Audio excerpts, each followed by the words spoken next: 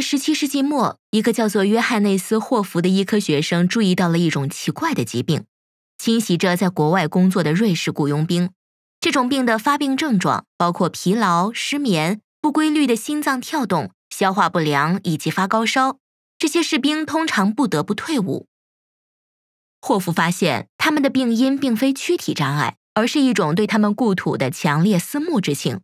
他把这种病情称为思乡病，这个词的回家之意取自希腊语 nostos， 痛苦和渴望之意取自词语 algos。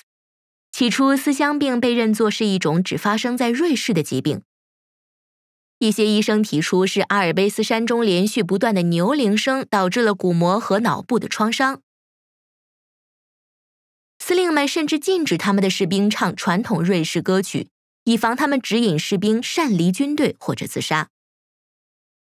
但是随着移民的全球化，人们注意到思乡病出现在许多群体中。原来，任何离开故土很久的人都容易患上思乡病。可是到了20世纪前期，专家们已不再将它看作一种神经疾病了，而看作是一种类似于抑郁症的心理疾病。当时的心理学家推测，它反映了忘掉儿童时代有多困难，或说甚至是一种对回到某人婴儿时期的渴望。但是在接下来的几十年中，对思乡病的认知在2个重要的方面发生了变化。它的含义从表明思乡之情扩展为一种对过去的普遍向往，而且并非一种令人厌恶的疾病，它开始被看作是一次心酸而又愉快的体验。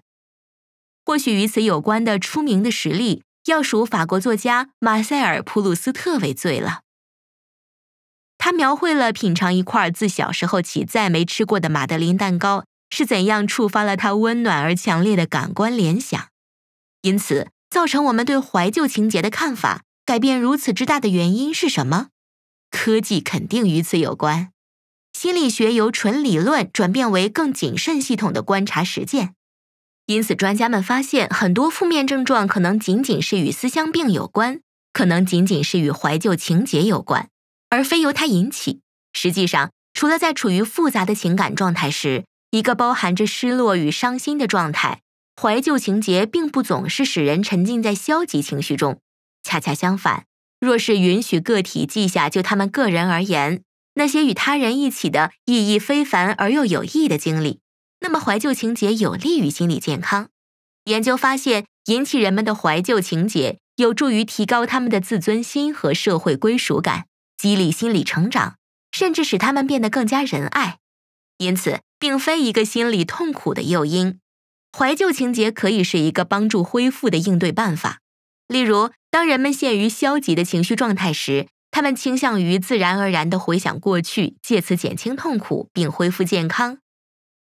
如今，怀旧情节似乎随处可见，部分原因是广告商发现了它的影响力之大。当它作为一个市场营销手段时，人们很容易将怀旧情节看作一个昭示着我们沉湎过去的信号，但那并不真的是它的用途。取而代之的是，怀旧情节帮助我们牢记，我们的生命可以是有意义与价值的，帮助我们找到信心，寻得动力，来面对未来的挑战。确保您订阅了这个频道，这样你就不会错过学习新鲜玩意儿的机会。